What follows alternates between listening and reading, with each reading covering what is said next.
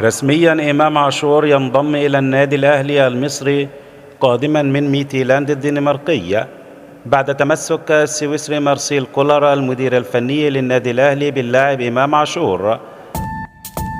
الأهلي أنهى صفقة انتقال إمام عاشور من نادي ميتيلاند الدنماركي إلى صفوفه من الموسم القادم 2023-2024 ميلاديا.